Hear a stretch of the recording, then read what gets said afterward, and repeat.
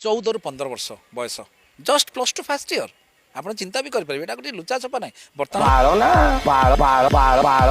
ଏବେ ସମସ୍ତେ ଜାଣିଛନ୍ତି ଯାତ୍ରା ଯାତ୍ରା ଯାତ୍ରା। କିଛି ଦିନ ମାଲିକ ଯାତ୍ରା କଲେ, କିଛି ଦିନ କଳାକାର ଯାତ୍ରା କଲେ, ଏବେ ଯାତ୍ରା ଚାଲିଛି ସୁନାଲି ପଣ୍ଡା ଶ୍ରୀକ୍ଷେତ୍ରର। ଏବେ ଯାତ୍ରା ନାଁଟି ଶ୍ରୀକ୍ଷେତ୍ର କାନ୍ଦୁଛି ସୁନାଲି ପାଇଁ।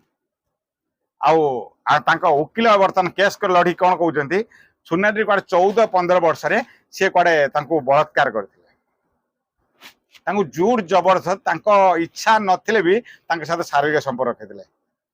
ମୁଁ ବସ୍ ସେଇ ଓକିଲ ମହାଶୟଙ୍କୁ ଗୋଟିଏ କଥା ରିକ୍ୱେଷ୍ଟ କରି କହୁଛି, ଏ ଦୁନିଆ ନା ବାହାଘର ବୋଲି ଗୋଟେ ଜିନିଷ, ଯୋଉ ବାହାଘର କହୁଛି ନା, ବାହାଘର ବୋଲି ଗୋଟେ କିଛି ନା ଥାଏ। ସେ ତାଙ୍କୁ ବାହାଘର କରିଛନ୍ତି ସତ, ତାଙ୍କ ପାଖରେ ପ୍ରୁଫ୍ ଅଛି ସତ, ତାଙ୍କ ପାଖରେ ଶୋଇଛନ୍ତି ବି ସତ, କପଡା ଖୋଲିଛନ୍ତି ବି ସତ, ମାନେ ଜୋର ଜବରଦସ୍ତ କୋଉଠି ଗଲେ? ଗୋଟେ ଜୋର ଜବରଦସ୍ତ ଜଣକୁ ଦିନେ 2 ଦିନ 3 ଦିନ କରନ୍ତି, ଜଣେ 2 ବର୍ଷ ତାଙ୍କ ପାଖରେ ଜୋର ଜବରଦସ୍ତ।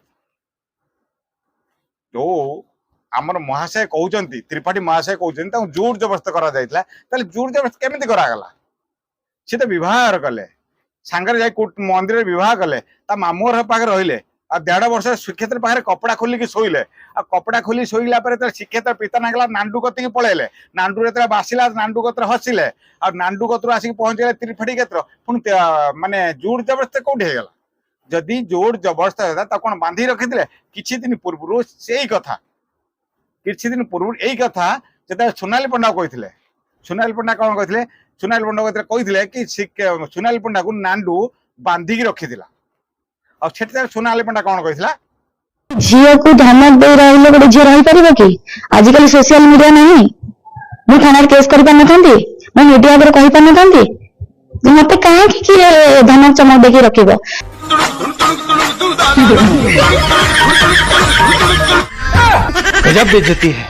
ସୁନାଲି ପଣ୍ଡା କହିଥିଲା ମୁଁ ଛୋଟ ଛୁଆ ନୁହେଁ କି ମୁଁ ବାନ୍ଧିକି ମତେ କେହି ରଖିପାରିବେନି। ଠିକ କଥା। ଯଦି ଆଜି ସୋନାଲି ପଣ୍ଡା କହୁଛି ମତେ କେହି ବାନ୍ଧିକି ରଖିପାରିବେନି, ମତେ ବାନ୍ଧି ପାରିବେନି, କାରଣ କୋର୍ଟ ଅଛି, କଚେରୀ ଅଛି, ପୁଲିସ ଅଛି, ପ୍ରଶାସନ ଅଛି, ମିଡିଆ ଅଛି। କିନ୍ତୁ ସେତେବେଳେ କଣ କୋର୍ଟ ନଥିଲା, ନା ପୁଲିସ ବାଲା ନଥିଲେ, ନା ମିଡିଆ ନଥିଲା, ନା କିଏ ନଥିଲା? ସବୁ ତ ଥିଲେ ନା। କାହିଁ ସେତେବେଳେ କୋର୍ଟ କରିପାରୁଥିଲେନି? କାହିଁ କଚେରୀ ଯାଇପାରୁଥିଲେନି? କଣ ପାଇଁ? ଇଏ ଛୋଟ ଛୁଆ ହେଇପାରେ ନ ହେଇପାରେ, ତାଙ୍କ ବାପା ମା ଭାଇ ସମସ୍ତେ ତ ଥିଲେ ନା, ସମସ୍ତେ ଯାଇପାରିଥାନ୍ତେ ନା। ଲୋକଙ୍କ ପଇସା ନେ ନା, ପଇସା ଡାକେ ମଉସା। ଠିକ କଥା। ଲୋକଙ୍କ ପଇସା ନେ ଏମିତି ସବୁ କାମ କରନ୍ତି। ବିବାହ କରିଲେ ପାଖରେ ଶୋଇଲେ, 2 ବର୍ଷ ଶୋଇଲେ, 1.5 ବର୍ଷ ଶୋଇଲେ, ଗୋଟେ ପିଲାଟେ ଗଲେ, ନିରୀହ ପିଲାଟାକୁ ଏକ ଭଲ ପାଇବା ଭିତରେ ବଳି ପକେଇ ଦେଇଗଲେ। ଏ ପିଲାଟି ଏବେ ସେ ନିଜେ ପିଲାଟି କଣ କହୁଛି, ମା ତୁ ଜନ୍ମ ଦେଇ ସତ, କର୍ମ ଦେଇନି ସତ, ମୁଁ ବଞ୍ଚିଛି ମୋ କର୍ମକୁ, ଉପର ବିଚାର କରିବ ଉପର ବାଲା। ଠିକ ଦୁଷ୍କର୍ମ କରିଥିଲି, ତାହେଲେ ନୀରବ ସେ ଥିଲେ କାହିଁକି? ତାଙ୍କ ପରିବାର ନୀରବ ଥିଲା କାହିଁକି? ସେଇ ସମୟରେ କଣ ଲ ନଥିଲା? ସେଇ ସମୟରେ କଣ ସମ୍ବିଧାନ ନଥିଲା? ନା ସେଇ ସମୟରେ ଆଇନ?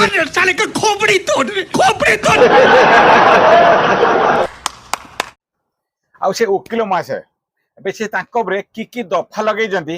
ଆଉ ସେ ଓକିଲ ମହାଶୟ ଟିକେ କହୁଛନ୍ତି, ତାଙ୍କୁ ଟିକେ ଶୁଣିନି ଆଗରେ କି ଦଫା ଲଗେଇଛନ୍ତି। ଯୋଉ ସୁନାଲି କିମ୍ବା ଶ୍ରୀକ୍ଷେତ୍ର ପରସ୍ପରକୁ ଭଲ ପାଇଲେ, ଗୋଟେ ଜାଗା ରହିଲେ, ଗୋଟେ ଜାଗା ଶୋଇଲେ, ଗୋଟେ ଜାଗା ଖାଇଲେ, ତାପରେ ଏହାର ଫାଇଦା ଉଠେଇଲେ ନାଣ୍ଡୁ ନେଇଗଲା ପରେ ବର୍ତ୍ତମାନ ଆଉ ଗୋଟେ ଫାଇଦା ଉଠାଉଛନ୍ତି କିଏ ନା ଓକିଲ ମହାଶୟ ଆମର ତ୍ରିପାଠୀ ବାବୁ। ଆଚ୍ଛା ସେ ତ୍ରିପାଠୀ କଣ ଦଫା ଲଗେଇଛନ୍ତି ଟିକେ ତ୍ରିପାଠୀ ସାଙ୍ଗେ ସମ୍ପର୍କ ରଖିଥିଲେ ଏବଂ ପର ମୁହୂର୍ତ୍ତରେ ଟାବଲେଟ୍ ଦେଇକି ଆମକୁ ଆବର୍ଷଣ କରିଛନ୍ତି ଏବଂ ପର ମୁହୂର୍ତ୍ତରେ ଜବରଦସ୍ତି ବ୍ଲାକମେଲିଂ କରିକି ମ୍ୟାରେଜ୍ କରିଛନ୍ତି। ମ୍ୟାରେଜ୍ କରିସାରିଲା ଗୋଟେ ଛୁଆଟିଏ ଜନ୍ମ ହୋଇସାରିଛି ଏବଂ ଛୁଆଟି ମଧ୍ୟ ନାହିଁ ବୋଲି ସେ ମୋତେ କହିଲା ଲାଗୁନି। यही त्रिपाठी बाबू किछि दिन पूर्व मु पुरुष कमिशनर लड़िम बोली से निजे कहते पूरे सारा ओडिशा मध्य सपोर्ट करते से कहते कि नारी गोटे कोड अच्छी पुरुष गोटे कोड ही बना जो नारी निर्यातना पुलिस सपोर्ट कर पुरुष निर्यातना सपोर्ट मिलूनी से पुरुष कमिशनर गोटे गढ़ा जावाई मु लड़बी मु बनैबी आई व्यंकटेश त्रिपाठी आज टंका कईटा बदली गला आ जो व्यंकटेश त्रिपाठी आज मु कहूची जो त्रिपाठी आज मु कहूची सोनाली पंडा को न्याय देव बोली किंतु प्रथम तार कौन है आप जानते कि ना जी न्याय देव बोली कहूँ सी 6 मास जेल रही कहीदे आसी गोटे नारी निर्यातना 6 मास जेल रही आसी जी निजू बचे पारानी 6 मास जेल रही आसला सी ये कौन आपन बचेब यहाँ गोटे चिंता करूँ जे निजू बचे पारानी सी आपन कौन बचेब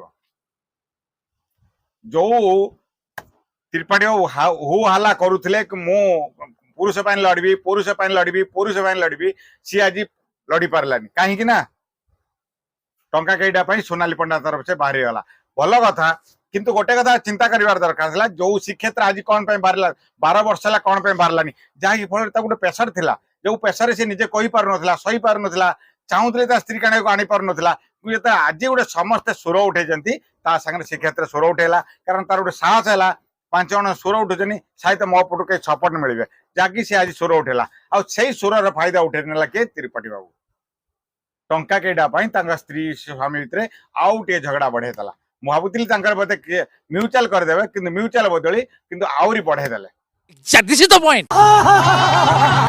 आईनगत दिग को जो मैंने जानी ना से आईन रे खेलती आके निजे ही लोक हसा हमें कहुए फेक केस दवाई मैंने सब बेस्ट कथा जी आईन विषय जानी ना से आईन कौन पाठ पढ़ा जी निजे जेल जा जेल रे आसी से लोक कौन न्याय देव भौणी आपन जोटा कहते मुझे सम्मत जय जगन्नाथ यदि वीडियो भल लगे निश्चय शेयर करूँ मुझे अपेक्षा कर रही जय जगन्नाथ आउ यार कमेंट निश्चय कहतु नांडू ठीक ना त्रिपाठी बाबू ठीक ना श्रीक्षेत्र ठीक ना सोनाली ठीक किए भूल किए ठीक आप निश्चित कमेंट बॉक्स में कहतु जय जगन्नाथ।